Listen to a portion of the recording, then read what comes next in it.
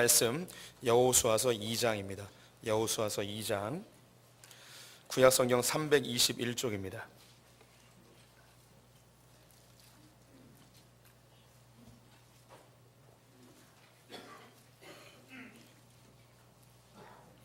구약성경 321쪽 여호수아서 2장 8절부터 14절의 말씀을 한 절씩 교독하시겠습니다. 여호수아서 2장 8절에서 14절 한 절씩 교독합니다. 또 그들이 눕기 전에 라합이 지붕에 올라가서 그들에게 이르러 말하되 여호와께서 이 땅을 너희에게 주신 줄을 내가 아노라. 우리가 너희를 심히 두려워하고 이 땅 주민들이 다 너희 앞에서 간담이 녹나니 이는 너희가 애굽에서 나올 때에 여호와께서 너희 앞에서 홍해 물을 마르게 하신 일과 너희가 요단 저쪽에 있는 아모리 사람의 두 왕 시온과 옥에게 행한 일 곧 그들을 진멸시킨 일을 우리가 들었음이니라. 우리가 듣자 곧 마음이 녹았고 너희로 말미암아 사람이 정신을 잃었나니 너희의 하나님 여호와는 위로는 하늘에서도 아래로는 땅에서도 하나님이시니라. 그러므로 이제 청하노니 내가 너희를 선대하였은즉 너희도 내 아버지의 집을 선대하도록 여호와로 내게 맹세하고 내게 증표를 내라. 그리고 나의 부모와 나의 남녀 형제와 그들에게 속한 모든 사람을 살려주어 우리 목숨을 죽음에서 건져내라. 함께 읽습니다. 그 사람들이 그에게 이르되 내가 우리의 이 일을 누설하지 아니하면 우리의 목숨으로 너희를 대신할 것이요 여호와께서 우리에게 이 땅을 주실 때에 인자하고 진실하게 너를 대우하리라. 아멘. 오늘도 주님의 보좌 앞으로 나오신 성도님들에게 하나님의 은혜와 평강이 함께 하시기를 축원드립니다. 여러분에게 반갑게 인사하겠습니다. 가을이 왔습니다. 한 번 더 인사할까요? 살만하시죠? 네, 이제 여름은 지나고요. 이제 가을 푸르르고 또 무르익는 시기에 또 새로운 주제로 하나님의 말씀을 나눠보도록 하겠습니다. 새롭게 시작하는 주제는 고백적 신앙이라는 시리즈인데요. 산업혁명 이후에 19세기에 주일학교라는 것이 시작이 되었습니다. 주일학교는 그 말 그대로 주일날 운영되어지는 학교를 주일학교라고 이야기합니다. 영어로는 썬데이 스쿨이라고 그러죠. 그래서 주중에 진행되는 학교가 있는데 이 주일학교는 주일날만 열리는 거예요. 생겨지게 된 계기가 산업혁명으로 도시화되면서 어린 그 10대의 그 어린 근로자들이 많이 생기게 되어졌고 저임금으로 착취되는 아이들, 그리고 부모님들이 일을 하다 보니까 아이들이 돌봄을 받지 못하고 범죄에 노출되어지고 사회에 이제 버려지는 아이들이 많게 되었습니다. 그 중에 한 마음이 따뜻한 분이 이 돌봄받지 못하는 아이들, 또 학업을 이어가지 못하는 아이들을 데리고 주일날 비정규 수업이죠. 그리고 교사들도 뭐 그렇게 뭐 타고난 분들이 아니라 하나님의 마음을 품은 자들이 주일날 읽기, 산수, 성경 등을 가르치던 것이 이제 주일 학교가 되었습니다. 이것이 점점점 부흥이 되어져서 지금 우리가 보고 있는 이 주일학교로 자리를 매김하게 되었는데요. 20세기를 넘으면서부터 이 주일학교와 이제 교육학이 이제 만나게 됩니다. 그래서 교회에서 진행되어지는 이 교육도 좀 제대로 가르쳐보고 또 좋은 양질의 교육을 시켜보자 해서 교육학이 들어오게 됐고 신앙도 이제 교육적인 눈으로 바라보게 되었습니다. 그래서 신앙의 발달 과정에 맞춰서 알맞은 커리큘럼, 교육과정들을 만들자 뭐 이런 운동들이 일어나게 됐습니다. 그래서 교육학자들이 사람의 신앙이 어떤 단계로 발전하는지 이걸 연구하게 됐는데요. 많은 사람이 그 연구를 하였습니다. 그 중에 한 분을 소개시켜드리고 싶은데요. 사진으로 보여드릴게요. 존 웨스트호프라는 분인데요. 듀크 대학에서 오랫동안 가르쳤던 분이고 목회자이면서 교수이십니다. 이분을 왜 소개시켜드리느냐, 저에게 많은 영향을 준 분들이 있는데 그 중에 한 분이에요. 그리고 목회에 있어서 중요한 큰 틀을 잡아준 분이 이 존 웨스트호프라는 분이십니다. 이분이 왜 저에게 어떤 영향을 줬는가, 소풍교회를 개척할 때의 그 틀이라고 보시면 되겠습니다. 세대 통합이라는 것을 이분이 주장하게 되고, 교회의 교육은 이 학년별로 나눠져 있는 주일학교 교육이 아닌 공동체로서의 교육이 이루어져야 하고, 또 교회의 교육과정보다 더 중요한 것이 교회의 분위기나 또 믿음의 선배들의 신앙의 행적들이 아이들에게 더 큰 영향을 주고 있음을 알려준 중요한 이제 교육학자이십니다. 이분이 신앙의 발전 단계를 나누었는데 네 단계로 나눠봤습니다. 첫 번째는 이제 경험적 신앙이고요. 두 번째 귀속적 신앙, 세 번째 탐구적 신앙, 네 번째 고백적 신앙, 혹은 소유된 신앙이라도 표현되는데요. 경험적 신앙은 주로 이제 주일학교 어린아이 때에 많이 나타나는 현상인데, 교회를 경험하는 거예요. 기독교라는 것을, 종교라는 것을 경험하는 거죠. 마치 뭐 롯데월드나 에버랜드 가서 그 놀이시설을 경험하는 것처럼 이 경험을 하는 거예요. 그런데 이 경험이 결코 소홀히 여겨야 될 부분이 아니고 굉장히 중요한 신앙생활의 자산이 되어집니다. 미국에서 조사한 결과 50대 이후에 교회로 다시 돌아오는 사람들 조사를 해보니까 95% 정도가 주일학교 때 경험이 있었던 사람들이에요. 교회를 떠났다가 배우자나 가족들이나 이런 사람을 통해서 다시 교회로 돌아오게 되는 거죠. 그래서 저는 주일학교 사역을 오랫동안 했는데요. 제가 가졌던 사명 중에 하나가 뭐냐면 최대한 많은 아이들이 교회라는 것을 경험을 하게끔 하는 것입니다. 이 경험도 좋은 경험. 그래서 떡볶이 나눠주고 과자 나눠주는 것도 아이들에겐 교회 가면 이런 거 주는구나. 그래서 좋은 경험들, 좋은 추억들이 만들어지면 언젠가 자기의 삶에 하나님을 찾게 되어지고 신앙이 이제 있어야겠다는 필요성을 느낄 때에 다른 종교가 아닌 그래도 좋은 경험이 있었던 교회로 찾아오게 되는 거죠. 그래서 한 번 나오는 아이들일지라도 굉장히 좋은 경험들을 심어 주어야 하는 것입니다. 두 번째가 이 귀속적 신앙이라는 건데요. 누구에게 귀속됐다는 것이죠. 중고등학교 시절에 많이 나타납니다. 교회를 다니는 게 하나님을 믿는다기보다는 그냥 친구 따라서 그래서 이게 이 친구 이리로 가면 이리로 가고 또 가까운 친구 없으면 다른 교회로 옮기고 이렇게 사람에게 의하여 다니는 신앙들을 귀속적 신앙이라고 하고요. 세 번째는 탐구적 신앙인데 이거 청년기 때 많이 나타납니다. 지금까지 부모님에 의해서 친구 따라서 그냥 옛날부터 다니던 교회니까 다녔는데 고등학교를 졸업한 이후에는 내가 믿는 하나님이 정말 계시는가, 예수님이 누구인가, 성경은 정말 진리인가에 대한 깊은 고민이 그때부터 많이 시작이 되어집니다. 그 이후에 이 고민을 하다가 성경이 정말 그리한가 그리하지 아닌가를 살피다가 안타까운 경우는 이건 거짓이다라고 하나님을 버리는 경우도 있고요. 야, 이건 참이구나 라고 해서 고백적 신앙으로 나아가는 경우도 있습니다. 그때부터 이제 어떠한 시련이 와도 흔들리지 않는 하나님을 나의 아버지로 고백하는 그런 신앙으로 나아가게 되는 거죠. 제가 이제 연령별로 이야기를 했는데 이거 꼭 연령에 맞춰서 나타나는 건 아니고요. 성도님들의 신앙의 그 여정 속에서 자연스럽게 나타나게 됩니다. 그래서 뭐 젊은 사람이지만 고백적 신앙일 수도 있고 나이가 많으신 분임에도 불구하고 그냥 그 마누라 따라서 교회를 경험하고 있는 분들도 있을 수 있습니다. 이건 뭐 그 평가하는 게 아니고 자기가 어느 위치에 있는지 바라보고 어디로 나아가야 될지 방향성을 정하는 거죠. 목회자로서는 우리 성도님들은 어디까지 인도해 가는가, 바로 이 고백적 신앙까지 인도해 가야 되는 것입니다. 자신이 만약에 아직 그냥 그 사람이 좋아서 혹은 사랑방에 관계가 좋아서 나오시는 분들이라면 다음 단계로 나가야 되는 거죠. 탐구를 해야 되는 겁니다. 성경을 읽어야 되고 묵상을 해야 되고 성경 공부반에 참여해야 되고 그렇게 돼야 되는 거죠. 또 혹은 우리 그 성도님들 중에 자녀들이 하나님 정말 계셔? 성경이 거짓 아니야? 사람은 진화된 거 아니야? 막 이렇게 물어볼 수 있습니다. 그때 우리 성도님들이 어떻게 반응하시면 좋으냐면 쓸데없는 이야기 하지 마. 뭐 그러면 너 그러다가 지옥 가? 막 이렇게 그 질문에 대하여 무시하지 마시고 이 친구가 지금 탐구적 신앙에 지금 도달해 있구나. 여기서 성경에 대하여 자세히 알려주고 고민하도록 허용해주고 자기가 알려줄 수 있는 건 알려주되 모르는 부분은 우리 전도사님께 담당 교육자에게 물어보자라고 이야기를 하는 것이 좋습니다. 그래서 우리 성도님들에게 이제 9주 동안 이 고백적 신앙을 함께 나누기 원하는데요. 성경에 보면 자기의 믿음을 멋지게 고백하는 분들이 많이 있습니다. 그런 분들 9명을 찾아서 함께 이야기를 나눌 텐데요. 오늘 그 첫 번째 인물이 라합입니다. 라합이 하나님에 대하여 어떤 고백을 하고 있는지 오늘 본문 11절 말씀 같이 읽어보도록 하겠습니다. 11절 말씀 위에 있는 것만 읽어보겠습니다. 시작. 우리가 듣자 곧 마음이 녹았고 너희로 말미암아 사람이 정신을 잃었나니 너희의 하나님 여호와는 위로는 하늘에서도 아래로는 땅에서도 하나님이시니라. 예, 라합이 정탐꾼 2명에게 하나님을 믿음으로 고백하는데 이 하나님은 하늘에서도 하나님, 땅에서도 하나님이라고 이야기합니다. 근데 이걸 풀어서 썼는데요. 옛날 개역 한글판에는요 더 멋지게 쓰여 있어요. 노란색만 밑에 있는 거 같이 읽어보겠습니다. 너희 하나님 여호와는 상천하지의 하나님이시니라. 이게 좀 더 멋지지 않아요? 상천하지의 하나님이시니라.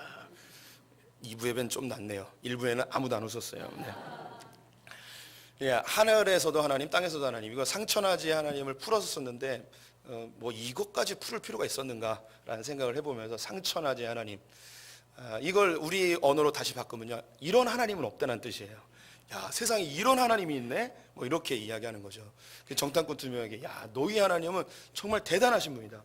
내가 많은 신을 알고 있지만 이런 하나님은, 이런 신은 이 세상에 존재하진 않아. 야, 너희 하나님 정말 대단하죠. 뭐 이렇게 고백을 하고 있는 것입니다. 오늘 이 여호수아 2장은요, 이 고백을 위하여서 존재하고 있습니다. 성경에는 무엇인가 강조하기 위하여서 여러 가지 방편들을 쓰는데, 그 중에 한 가지가 대칭 구조라는 게 있어요. 위아래로 대칭시켜서 제일 중요한 걸 가운데 배치를 시켜 놓습니다. 2장에 제일 중요한 게 11절이에요. 그 앞뒤의 이야기는 순서를 뒤바꾸면서 정확하게 대칭을 시켜 놓은 특별한 구조입니다. 그럼 이 2장이 왜 필요한가? 여기 이렇게 강조한 이유는 무엇인가 하면, 이스라엘 백성들이 애굽에서 종살이 400년 동안 하다가 모세의 인도함을 받고 구원을 받게 됐습니다. 40년의 광야 생활을 마치고 요단 동편에서 가나안 땅을 바라보다가 모세가 죽고 말았습니다. 죽었는지 하나님이 데려갔는지 정확히 알 수 없지만 어쨌든 지도자가 사라졌어요. 그 뒤를 이어 여호수아가 지도자가 되었는데, 이 오합지졸 같은 이스라엘 백성들을 데리고 가나안 땅에 들어가는 건 결코 쉬운 일이 아니죠. 늘 불평과 불만으로 가득했던 그들을 데리고, 군사훈련도 받지 못했던 그들을 데리고 가나안의 7 족속을 몰아내고 큰 전쟁을 치러야 되는데 너무나 두려운 거죠. 그때 하나님께서 여호수아에게 나타나서, 두려워하지 마라, 겁내지 마라, 내가 너와 함께 할 것이고 네가 밟는 모든 땅은 다 너에게 줄 것이고, 내가 너에게 준 이 율법책을 주야로 묵상해서 그 가운데 기록된 것을 다 지켜 행하면 네가 어딜 가든지 형통하고 평안할 것이다 이야기하며 그를 격려해 줍니다. 그런데 우리 성도님들, 하나님의 그런 격려의 이야기와 말씀을 듣고도 우리가 마음이 결코 편안하지만은 않죠. 늘 두려운 게 우리의 실상입니다. 그때 여호수아가 2명의 정탐꾼을 여리고성으로 보냅니다. 가나안 땅에서 그 입구에 위치하고 있는 여리고라는 성읍이 있는데요, 역사상 가장 오래된 성읍 중에 하나입니다. 이 여리고성은 굉장히 견고한 성읍이었고, 여기를 정복하지 못하면 가나안 땅으로 들어가는 것 자체가 불가능합니다. 그래서 이곳을 점령해야 하는 것이 가장 큰 숙제인데요, 그래서 이곳이 어떤가, 그리고 가나안 땅의 분위기는 어떤지 정탐꾼 2명을 보냅니다. 여기서 이제 하나 좀 사이드로 말씀을 드리면, 여호수아를 나중에 한번 더 깊이 있게 다룰 기회가 있을 거라고 생각이 드는데요, 여호수아는 하나님 앞에 정탐꾼 2명을 보내야 되는지 말아야 되는지 묻질 않아요. 그리고 하나님 보내라고 명령도 안 하셨어요. 근데 그냥 보내버려요. 근데 하나님이 그 부분을 그냥 사용하세요. 근데 여호수아에서에 보면 이런 일이 많아요. 그래서 우리는 신앙생활하면서 뭐든지 다 하나님께 물어보고 뭐든지 다 하나님께 허락을 받아야 된다는 그런 강박관념 같은 게 있는 것 같아요. 근데 여호수아서를 보면 여호수아서의 주제는 자유라고 표현할 수 있어요. 오늘 성경에도 여호수아에게 네가 밟는 모든 땅을 내게 주리라고 하였던 이 말씀이 굉장히 중요한 건데요, 하나님은 이 땅을 정복해라, 저 땅을 정복해라 이렇게 하지 않고요, 위로는 유브라테스 강부터 밑으로는 애굽 변방까지 경계선 딱 정해주고 그 다음에 네가 가고 싶은 대로 다 가. 하나님이 여호수아에게 이 자유함을 확 줘버렸어요. 그래서 우리가 이 가나안 땅 하나님 나라를 상징합니다. 예수 그리스도를 믿고 하나님 나라, 요단강을 건너서 하나님 나라로 들어가게 되면, 주님의 통치 안으로 들어가게 되면 주님께서 우리에게 경계선만 딱 주고 그 다음부터 우리가 마음대로 다 하게끔 하세요. 이 여호수아서의 곳곳에서 하나님께 묻지도 않고 따지지도 않고, 이 여호수아가 그냥 막 사람 보내고 자기가 하고 싶은 거 막 해버려요. 하나님 한 번도 안 혼내요. 이게 정말 멋진 신앙인데, 우리 성도님들에게 나중에 기회가 되면 이 부분을 좀 자세하게 말씀드릴게요. 2명을 보냈어요. 여리고성을 정탐을 해야 되는데 어디부터 가면 좋을까 봤더니 여인숙이 있었던 거죠. 많은 사람들이 오고 가는 선술집에 사람들 틈바구니 있으면 당신의 정체도 들키지 않고 정보도 얻을까 해서 숨어 있었습니다. 그런데 이 정탐꾼들을 발견한 사람들이 여리고 왕에게 밀고를 하였고, 군사가 그 선술집에 쳐들어왔습니다. 이곳의 주인은 기생 라합이라는 여인이었습니다. 이 2명의 정탐꾼을 보고 군대가 쳐들어오게 되어지자 옥상에 있는 삼배 만드는 삼 있죠. 3대를 말리기 위하여 모아놨던 그 숲을 속에 잠시 숨겨 놓습니다. 군사들이 와서 정탐꾼 어딨냐 이야기했더니 이미 도망갔다 이야기하면서 그들을 숨겨 두죠. 근데 오늘 8절을 보게 되면 또 그들이 눕기 전에라는 단어를 쓰면서, 이 일은요, 그 3대 밑에 숨어 있을 때 했던 이야기를 그 거짓말한 다음으로 이끌어오면서 이걸 가운데다 배치시켜 놓은 특별한 구조인데요, 이 정탐꾼 두 명이 이상한 거예요. 얘는 분명히 여리고 사람인데 자기네 나라를 배신하고 우리를 도와주니까 이상한 거죠. 성경에 기록되어 있지 않지만 아마 물어봤을 것 같아요. 왜 나를 도와주냐고, 왜 우리를 도와주냐고 이렇게 물어봤을 것 같습니다. 그러자 이들이 삼배 속에 들어 누울 때, 숨으려 할 때에 내가 너희를 왜 도와주는지 이것을 설명하는 부분이 여기에 나옵니다. 두 가지의 이유를 이야기하는데요. 첫째는 너희들을 애굽 땅에서 종살이했던 너희들을 홍해를 건너 구원시킨 하나님에 대한 소식을 내가 들었다. 그리고 요단 동편에 있는 아모리 족속의 두 왕 시온과 옥을 물리친 일을 내가 들었다. 그리고 이 이야기는 여리고성에 다 퍼졌는데 다 간담이 서늘해지게 되었고 그들 벌벌벌 떨고 있다. 그리고 나는 너희 하나님이 상천하지 이런 분이 없음을 내가 절실하게 느꼈다 라고 하면서 이 하나님을 나도 믿고 싶다, 이런 이야기를 하고 있습니다. 그러면서 한 가지 부탁을 합니다. 이 성을 하나님께서 너희에게 주실 것이고 가나안 땅을 너희에게 주실 텐데 이 땅이 점령될 때에 나와 나의 가족들을 구원해달라, 살려달라라고 부탁합니다. 그리고 증표를 달랍니다. 두 명의 정탐꾼은 걱정하지 마라, 우리가 목숨 걸고 너와 너희 가족을 구원해 주겠다라고 하고, 이 두 명의 정탐꾼은 그 다음날 며칠 더 숨어 있다가 여호수아에게 찾아가서 이 전후 사정을 다 이야기합니다. 그러자 여호수아가 하나님께서 하신 말씀도 있었지만 이 여리고성에 있는 사람들이 다 간담이 서늘해지고 그 중에 가장 천한 기생 라합이 하나님을 믿기로 결정했다는 소식을 듣고 야, 하나님 주신 징조이구나, 내가 이 땅을 정복해도 되겠구나 하고 확신을 얻고 가나안 땅으로 들어가게 되어지죠. 이 기생 라합의 고백이 여호수아가 전쟁을 나아가고 여리고성을 정복하는 중요한 계기를 마련해 주었습니다.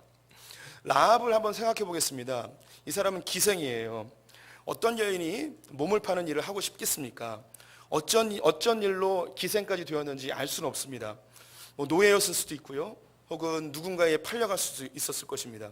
그런데 오늘 본문에 힌트가 하나 있네요. 부모와 자기 형제들도 구원해 달라고 이야기합니다.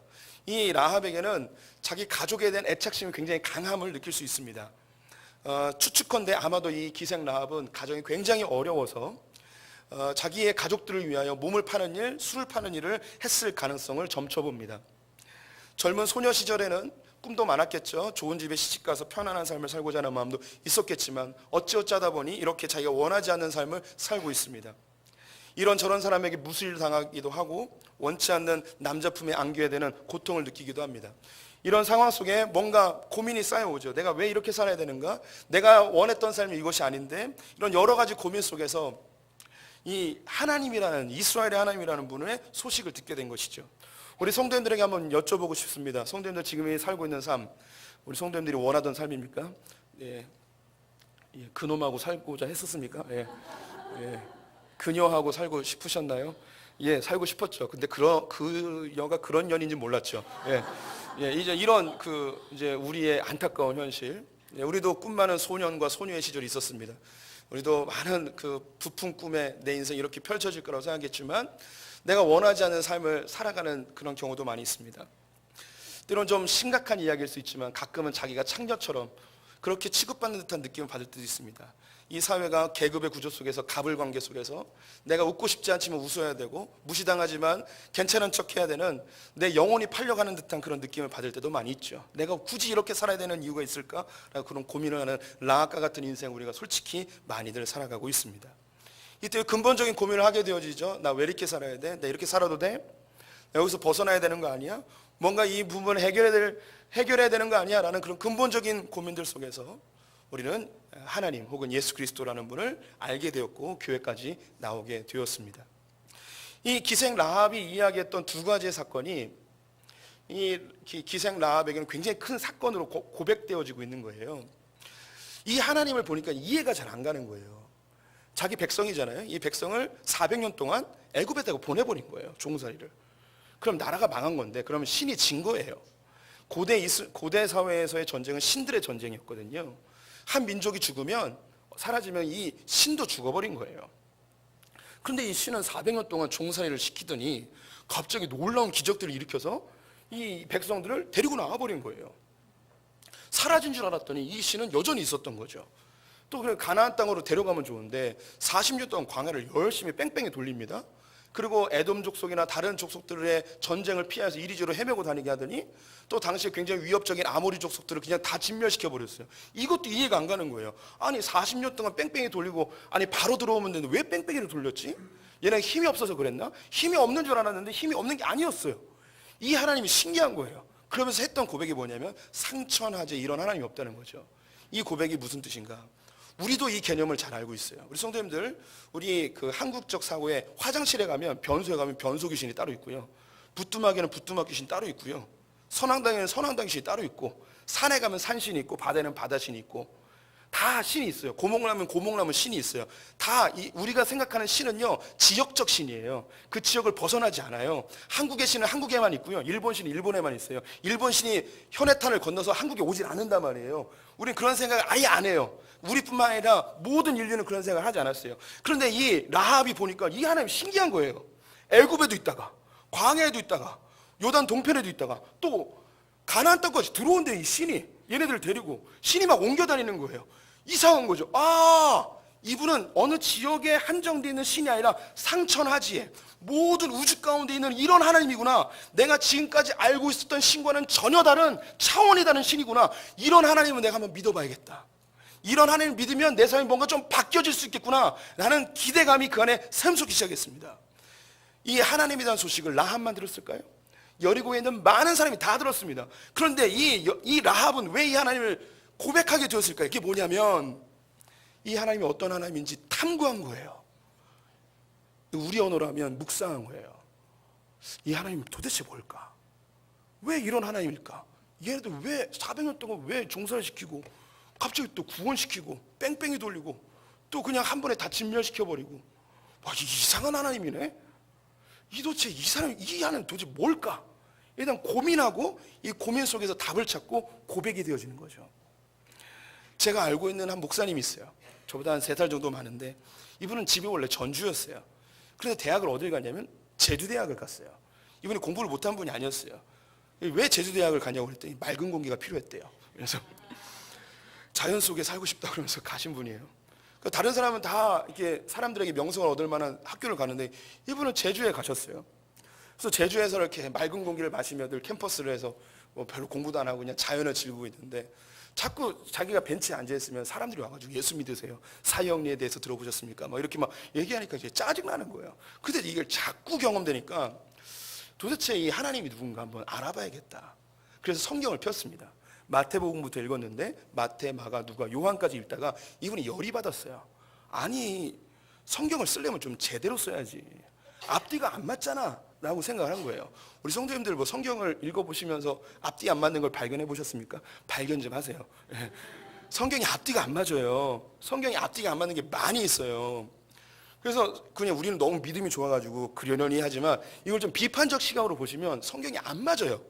이 얘기했다가 다른 데는 저 얘기를 해요. 이게 서로 안 맞아요. 충돌이 돼요. 이 선배님이, 아니 이 되게 웃긴다. 얘네 다 예수님의 제자고 같은 시대에 살았고 얘네들이 멀리 떨어져 있는 것도 아니고 같은 동네에 있고 시간만 되면 만날 수 있는 사람들인데, 아니 지네들끼리 좀 말 좀 맞추지, 말도 안 맞추고 이렇게 서로 다른 이야기를 하면 읽는 사람들이 헷갈리고 이거 거짓이라고 생각하지 않겠어? 라고 생각했는데, 근데 실제로 이렇게 서로 충돌되는 부분 때문에 이건 거짓이야 라고 성경을 비판적으로 사람이 쓴 거라고 해버리는 사람들도 있어요. 근데 이분은 곰곰이 생각해 보니까 이상한 거예요. 분명히 같은 시대에 살았고 같이 하나님을 경험했고 예수님을 경험했고 같은 친구들인데 왜 서로 말이 다를까? 이에 대한 고민에 빠지면서 다시 한번 읽어보자. 다시 읽기 시작했어요. 그때 깨달았어요. 아, 얘네들이 같은 시대에 같은 장소에 서로 공유하는 정보가 있었지만 이 글을 쓰면서, 야, 우리가 기독교를 만들고 교회를 만들기 위해서 우리가 말을 맞춰야 되니까 이거 이렇게 쓰고 이렇게 서로 토의한 게 아니고 하나님을, 예수님을 본 그대로, 어떤 물체가 있으면 앞에서도 보고 뒤에서도 보고 옆에서도 보는데 똑같은 사건이지만 자기가 경험한 대로 그대로 기록한 것을 이 선배님이 깨닫게 된 거예요. 와, 얘네들 진짜 멍청이구나. 이렇게 쓰면 사람들이 다 안 믿을 텐데 그냥 썼구나. 그냥 생각 없이 성경님이 알려준 대로 그냥 썼구나 라고 하면서 이분이 신앙을 갖게 됐어요. 아, 이거 지금 하나님이 쓰신 거구나. 그래서 신학을 해서 지금 목사님이 됐어요. 우리가요, 성경을요 정말 그리한가 아니한가 살펴보세요. 제가 좋아하는 성경 인물이 야곱과 도마라고 그랬죠. 왜 도마를 좋아하냐면 도마는 의심하는 사람이었어요. 저는 의심을 좋아해요. 의심을 좋아해서 저도 이렇게 목사까지 됐어요. 의심 안 하고 믿지 마세요. 우리 그 제자들 중에요, 예수님의 손과 옆구리에 손을 댈 뻔했던 사람이 누굴까요? 한 명밖에 없어요. 도마밖에. 왜 그런 특혜를 얻었을까요? 의심했으니까. 우리 성도님들 의심하면 무슨 일이 벌어지지 않으세요? 하나님 특별히 만나주세요. 예, 지금부터 저 목사가 하는 얘기가 진짜인지 거짓말인지 의심하세요. 그래서 정말 그리한가 아니한가 베레아 사람처럼 살펴보시란 말이죠. 이 라합은 그랬어요. 이 하나님 이상한 거예요. 상천하제 이런 하나님이 없다는 거죠. 우리 기독교는요, 타 종교와 너무너무 달라요. 그래서 기독교 자체를 종교라고 부르길 원치 않는 사람들이 많이 있죠. 설교 시간에 누차 여러 개를 말씀드렸습니다. 다른 모든 신들은요, 신이 어딘가에 있어요. 누군지 몰라요. 그래서 고행하고 수행하고 진리를 찾아서 열심히 그 신을 찾아갑니다. 그런데 성경은 우리에게 뭐라 이야기하느냐? 너는 하나님을 찾을 수 없고 알 수도 없다는 거예요. 그래서 우리에게 하나님께서 영생의 길을 알려주기 위하여 친히 진리가 그 말씀이 진리 되신 주님이 친히 우리에게 찾아오셔서 그 길로 우리의 손을 붙들고 인도해 가시는 거죠. 주님이 찾아오시는 거예요. 세계 모든 종교를 한번 살펴보세요. 그런 신이 있나? 없어요. 다 어딘가 숨어 있어요. 그리고 찾아오래요. 구원의 방편에 있어서도 타 종교는 모두 다 선행과 율법을 지키고 도덕을 쌓아야만 구원을 얻는다고 이야기해요. 한번 생각해 봅시다. 우리 성도님들 몇 점을 맞아야지 천국에 갈 수 있을까요? 선행을 하면 몇 점을 맞아야 될까요? 그 창조주라는 분이 절대자가 우리를 체크하고 있으면, 점수를 매기고 있으면 도대체 몇 점을 맞아야 됩니까? 우리가 좀 어려운 점수, 우리 수미한가로 하면 90점 넘어야 될까요? 아니면 그래도 패스하면 60점 넘으면 될까요? 60점으로 해봅시다. 그러면 59.5점 만점에는 어떻게 될까요? 그러면 이 천국 문 앞에서 띠두르고 농성을 해야 돼요. 반올림해라, 반올림해라. 이렇게 해야 될 거 아니에요. 성경은 이야기합니다. 완벽하게 다 지키는 사람이 천국에 갈 수 있대요. 그런데 이 세상에 완벽하게 지킬 수 있는 사람이 아무도 없다는 거죠. 의로운 자가 아무도 없다는 거죠. 주님은 심히 뭐라고까지 이야기하느냐? 속에서 짓는 죄까지도 죄라는 거예요. 우리 가운데 누가 하나님 앞에 선하다 이야기할 수 있겠냐고, 이렇게 버르장머리 없는 이야기하는 신이 어디 있습니까? 다른 모든 신은요, 착하게 살으래요. 그러면 천국 갈 수 있대요. 주님 이따위 얘기는 안 하세요. 정말 싸가지가 없으시죠. 어이없는 분이에요. 그래서 한 가지 얘기합니다. 예수 그리스도의 십자가 붙들면 내가 은혜로 너희들 구원해 줄게. 너무 간단하니까 사람들이 안 믿어요. 좀 착하게 살아야 되지 않냐, 이런 얘기합니다. 우리가 착하게 살아보려고 해도 안 된다는 거 다 이미 깨달았죠. 사람에 대해서도요, 성경은요, 우리를 절대 긍정적으로 이야기하지 않습니다. 근데 모든 종교는요, 사람을 긍정적으로 봐요. 그래서 어떻게 이야기하냐? 너희가 수행을 많이 하고 고행하고 열심히 종교 생활하면 신이 될 수 있대요. 부처가 될 수 있대요. 열반에 이르게 되어진다는 거예요. 이게 긍정적으로 보는 거예요. 성경은 절대 그러지 않아요. 너희는 철저하게 죄인이고 머리부터 발끝까지 다 죄인이고 생각하는 모든 게 죄다라는 거예요. 너희는 스스로 아무것도 할 수 없다는 존재임을 우리가 여지없이 이야기하고 있습니다. 타 종교는요, 모두가 다 계급이 있습니다. 이 세상은요, 태고적부터 지금까지 모든 사회가 계급 사회입니다. 그래서 소수의 절대 권력자들이 수많은 밑에 있는 하층 계급들을 이용하여서 재물과 안전을 도모하는 그런 사회적 구조를 가지고 있습니다. 모든 종교가 그렇습니다. 소수의 성직자들이 일반 성도들에게 종교적인 정보를 제공하며 또 제한된 하나님에 대한 정보를 제공하면서 우리들만 따라야만 너희들이 천국 갈 수 있다, 우리만 따라야만 너희가 복을 받을 수 있다고 이야기하며 그들을 계급화시켜버렸습니다. 보세요. 모든 종교가 그래요. 모든 종교가. 근데 이상한 것이 여호와의 종교, 이 기독교만큼은 평등하다는 이야기를 늘 하고 있습니다. 아담과 하와부터 옆구리에서 떼어낸 그 하와를 통하여 평등함을 입증시켜 왔고요. 이스라엘 백성들에게 너희는 절대 같은 민족끼리 노예를 삼지 말라고 이야기합니다. 타 민족이 노예로 들어오는 경우 있어요. 근데 이런 경우를 빼고는 같은 민족끼리는 절대 노예 삼지 말고, 또 심지어 타 민족이 여호와 신앙을 고백하고 들어오게 되면 이스라엘 민족으로 같이 인정해 줘버리라는 거예요. 이스라엘 백성들이 가나안 땅에 들어갈 때는 계급 사회를 막기 위하여 왕을 만드는 걸 금해버리시고 하나님의 지시를 받은 사사들에 의하여 통치당하는 이런 하나님의 통치가 임하는 나라를 꿈꾸셨습니다. 이것이 훗날에 이 기독교가 중세 로마 카톨릭에 의해서 계급화되어지는 안타까움이 있었죠. 종교개혁으로 인하여서 우리가 다시금 평등한 사회를 꿈꾸게 되었습니다. 제가 누차 말씀드리지만 이 기독교의 평등 사상은 어디에서 드러나느냐? 목사님들이 넥타이 붙들리고 머리끄댕이 잡히면서 교회를 쫓겨나는 일, 이건 절대 슬픈 일이 아니에요. 우리 성도님들이 자랑스러워해야 될 일이에요. 저를 쫓아내는 그런 눈빛으로 바라보지 말아주시고, 우리 머릿속에는요, 성도나 목사나 다 하나님 앞에 똑같은 형제자매임에 대한 이런 강력한 평등의식이 우리 안에 있어요. 그래서 이런 일은 교회 안에서만 있을 수 있단 말이에요. 얼마나 아름다운 건데요. 사람들은 비난을 하겠죠. 그런 일이 없으면 좋겠지만, 근데 우리 안에 이런 성직자와 평신도 사이에 갈등과 충돌과 싸움이 있다는 거, 이거 굉장히 자랑스러운 일입니다.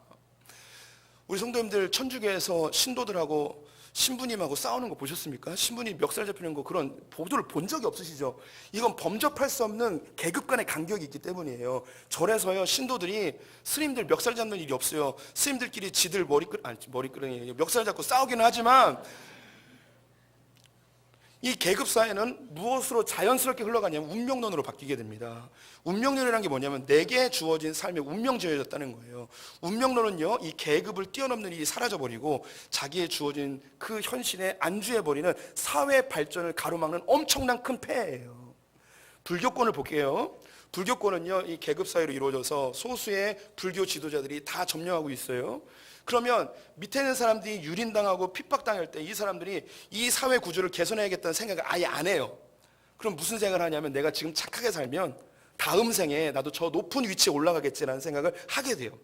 또 반면에 내가 이렇게 고통당하는 삶은 왜 이런 고통을 당하냐? 내가 전생에 개판으로 살았기 때문에 이런 삶이 나의 업보다 생각하고 그냥 살아요. 행복지수는 높을 수 있겠지만 사회는 절대 발전이 안 돼요. 보세요. 불교가 지배하고 있는 나라의 특징, 사회가 발전이 안 돼요. 이거는 불교 나라들을 폄하하는 게 아니라 불교가 갖고 있는 세계관이 이런 거기 때문입니다. 이 불교의 윤회관은요, 힌두교에서 나왔기 때문에 힌두교 역시 똑같은 세계관을 갖고 있어요. 이슬람은요, 인샬라라는 게 있어요. 알라의 뜻이라는 거죠. 길 가다가 내 아이가 교통사고 나서 죽었어요. 그러면 어떻게 이것을 해결해야 될까요? 네, 뭐 다른 그 사후 처리 말고요. 여기가 사고 다발 지역이에요. 그러면 여기에 횡단보도를 만들고 신호등을 만들어야 되는데, 이슬람 사람들은 뭐라 이야기하냐? 인샬라 그러는 거예요. 여기서 내 아이가 죽기로 알라가 정해놨다는 거예요. 그래서 사회가 발전이 안 돼요. 그래서 이슬람권은요, 요즘 이제 개화되어진 부분도 있는데, 이슬람권은요, 대학을 져주고 집을 져줘도 사람들이 안 다녀요. 집에 안 들어가요. 그냥 내게 지어진 이 삶이 그냥 인샬라인 거예요. 인샬라. 행복 지수는 높아요. 하지만 사회는 변화가 안 돼요. 발전이 없어요. 기독교는요, 운명론이 아니에요. 하나님 우리를 향한 예정하심은 있어요. 발걸음 한 걸음 한 걸음 인도하시는, 이것은요, 하나님의 큰 울타리 안에서 내가 하나님을 벗어나거나 큰 범죄를 예방하거나 하나님의 목적에서 벗어나는 삶을 살 때 우리 인도하심이 있듯이, 여호수아에 이야기한 것처럼 하나님의 울타리를 정해놓으시고 그 안에서 우리가 마음껏 하고 싶은 거, 직장도 마음껏 다 구하라는 거예요. 오늘 2부에 필 받았어요? 위로는 유브라테스가부터 밑으로는 애굽 변방까지, 이거 우리 직장으로 이야기해 볼게요. 하나님, 내가 어느 직장을 가야 되겠습니까? 이런 기도하죠. 주님 이렇게 이야기하는 거예요. 위로는 삼성부터 밑으로는 남동공단까지 네가 가고 싶은 대로 다 가. 이 이야기. 예. 하나님, 내가 어느 대학을 가야 되겠습니까? 주님 이렇게 대답하는 거죠. 위로는 서울대학부터 밑으로는 지방대학까지 네가 가고 싶은 대로 다 가. 네가 밟는 그 모든 땅을 내가 너에게 줄게. 이야기하는 거예요. 이게 무슨 뜻인지 아시겠죠? 하나님은요, 이런 분이에요. 우리의 하나님께 아무리 기도해도요, 어느 대학 가야 될지 안 알려주세요. 가끔 철자를 가르쳐 줄 때도 있지만 그건 가끔 있는 일이고 없어요, 그런 거. 좀 더 이야기해 볼까요? 하나님 어떤 자매랑 결혼해야겠습니까? 위로는 김태희부터 밑으로는 이영자까지 내가 얻고 싶은 대로 마음대로 얻어봐 라고 하는 거예요. 뭐 그런 걸 이렇게 물어보고 그러세요. 그냥 좋으면 그냥 나 너 좋아해? 너 나 좋아해? 그래 딴딴딴 하는 거예요. 이 여자랑 살아도 그 모양이고 저 여자랑 살아도 그 모양이, 그냥 사세요. 예. 여자들 슬프세요? 여자도 얘기할까요? 위로는 장동건부터 밑으로는 김창현까지 원하는 대로. 기독교는 운명론이 아니에요. 정말 다르지 않나요? 기독교는 정말 달라요. 상천하제 이런 하나님 없어요. 정말 이상한 분이에요. 다른 종교적 개념과 완전히 달라요. 우리 성도님들이 조금만 더 고민해 보세요. 의심해 보세요. 내가 왜 하나님 믿는지, 왜 이분을 내가 왜 믿어야 되는지, 성경의 말씀 정말 진리인지 탐구해 보세요. 주님 우리에게 이것을 허용하세요. 의심하지 말라고요? 의심하세요.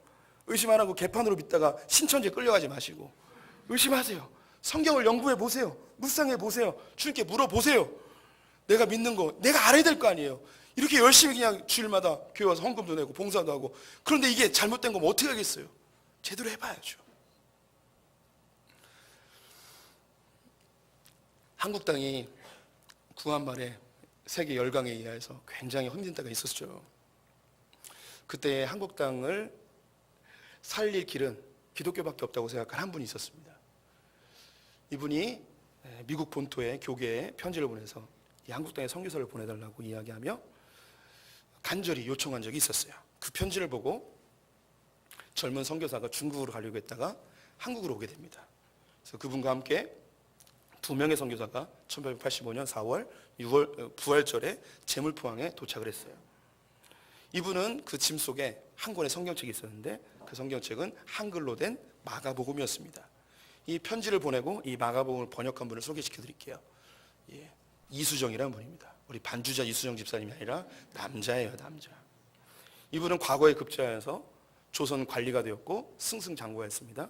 전통적인 유교적 가문에서 자라나게 되었고요. 공자를 위하여서 자기의 삶을 불태우기로 결정했던 사람입니다. 일본과의 교류 속에서 사절단으로 가게 됐습니다. 일본 사절단으로 갈 정도면 이 조선 땅에서 굉장히 인정받는 그런 관리였겠죠. 근데 이 이수정이 일본 땅에서 예수 그리스도를 알게 되셨어요.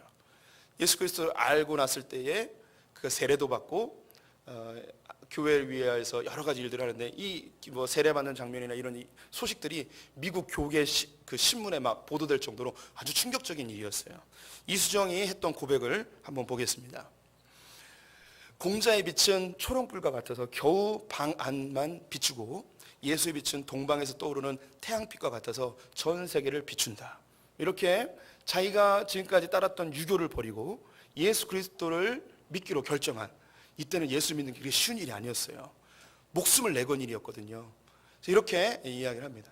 그리고 이제 한국을 위하여서 성경을 번역해야겠구나. 그래서 마가복음을 번역을 시작을 합니다. 왜 마가복음을 번역했는지 제가 추측해 보건데 마가복음이 제일 짧아요.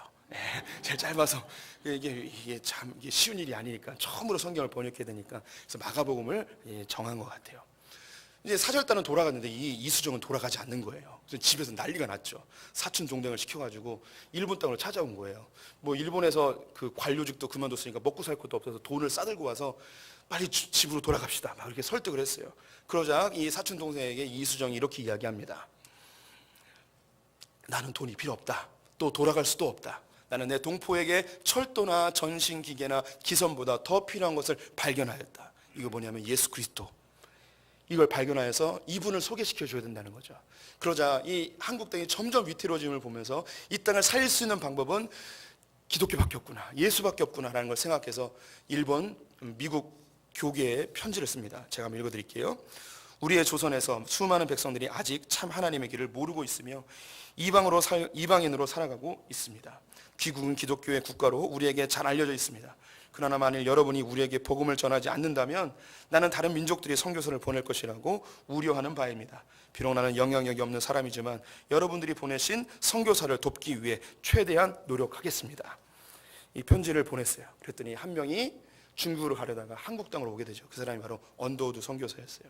일본의 아펜젤러와 함께 와서 이수정을 만납니다. 이수정이 한국말도 배우고 조선의 역사를 배우고 조선 지금 정세들을 다 배운 다음에 이 2명의 선교사가 한국에 어떤 선교 전략을 짤 것인지 마스터 플랜을 가지고 한국 땅에 와서 선교를 시작했어요. 그래서 이 한국 땅에 역사상 이로 말할 수 없는 부흥의 시기를 경험한 한국 교회가 일어나게 되었어요. 이 모든 일의 시작점은 어디였느냐? 깊이 탐구하여 고민했던 이 이수정이라는 사람의 믿음의 고백 때문에 이 일들이 일어나게 되었습니다. 이 고백적 신앙은 역사를 바꿔요. 하나님을 깊이 탐구하여 진실이 깨달은 이 고백이 여호수아의 마음을 바꾸고 가나안 땅으로 진격해 들어오는 계기가 되었듯이 우리 성도들의 깊은 신앙의 고민 속에 내가 찾은 그 하나님의 고백이 나의 삶을 바꾸고 내 가정을 바꾸고 우리 교회를 바꾸게 되어집니다. 우리 성도님들 하나님을 깊이 묵상하시고 탐구해 보시고 그 하나님을 나의 하나님으로 이분밖에 없음을 실제로 깨닫는 분들 되시기를 축원드립니다. 기도하겠습니다. 하나님 아버지, 주의 말씀이 정말 그리한가 살펴보았던 베레아 사람처럼, 주님의 부활 앞에서 건강한 의심을 했던 도마처럼, 또한 하나님의 소식을 들었고 정말 그러한가 살펴보았던 라합처럼 하나님의 말씀을 깊이 상고하여 우리의 신앙의 근본을 이루는 고백을 하는 우리 소풍의 성도들 다 되게 하여 주시옵소서. 그냥 막연히 믿는 자들이 아니라, 그냥 가족들이 다니는 그래서 그냥 따라다니는 것이 아니라, 옛날부터 믿었기 때문에 그냥 믿는 것이 아니라, 하나님이 정말 계시는가, 주의 말씀이 정말 참된 진리인가를 깊이 상고하여 자기의 신앙으로 만드는 자들 되게 하여 주시옵소서. 예수님의 이름으로 기도드렸습니다. 아멘.